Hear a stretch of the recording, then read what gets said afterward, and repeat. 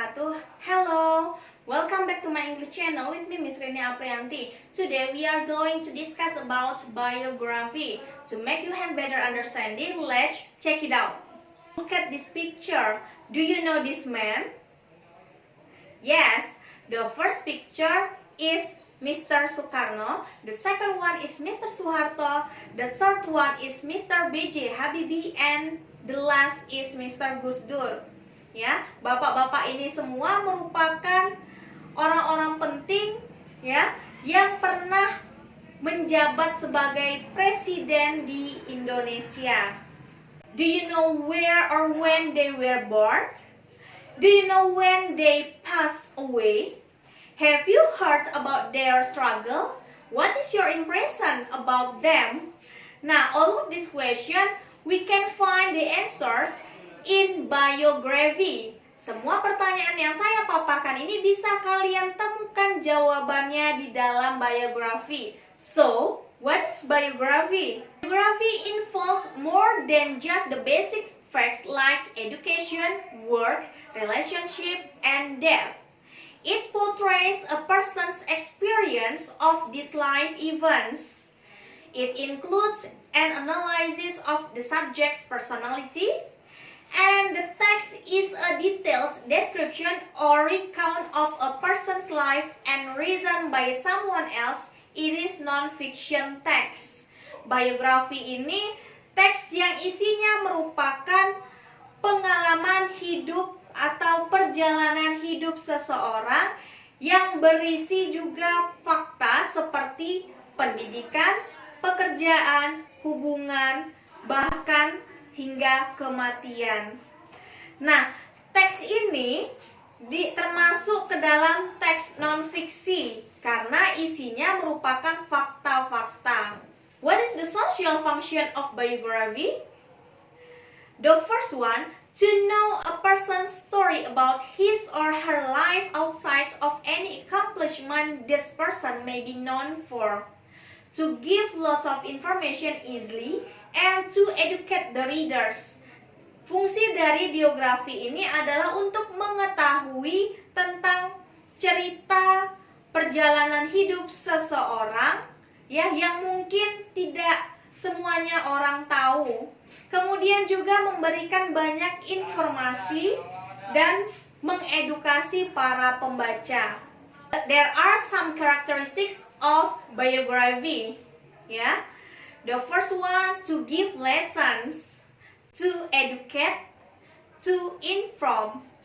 Nah, ini tadi tujuannya ya.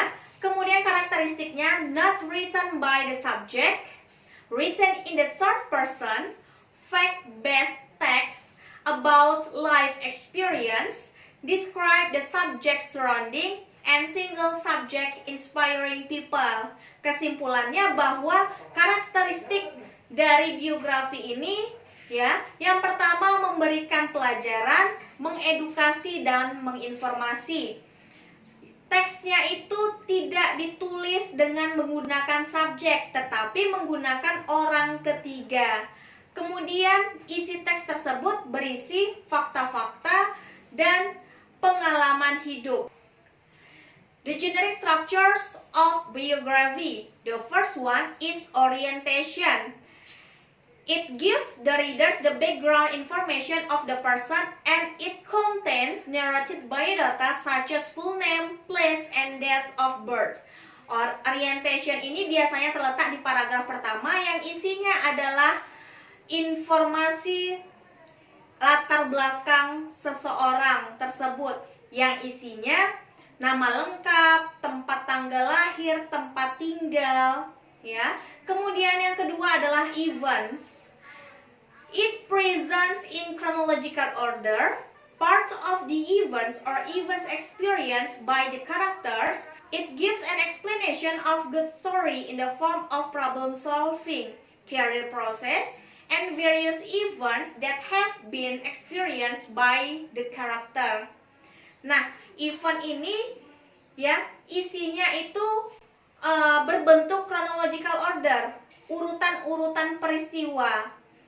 Yang urutan-urutan peristiwa itu merupakan bagian-bagian perjalanan hidup atau karir dan pengalamannya.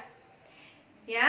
Kemudian yang terakhir adalah reorientation or closing. Ini bersifat opsional, bisa ada ataupun tidak, yang terletak di paragraf terakhir. Ya, a conclusion or a comment by the writer, and it tells about the contribution of the person, and it views of the authors of the character.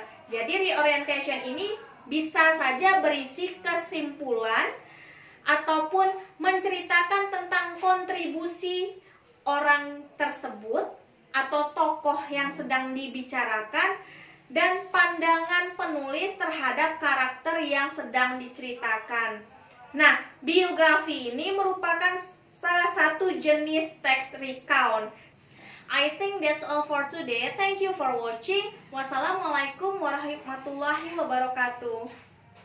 Bye bye. Have a nice day.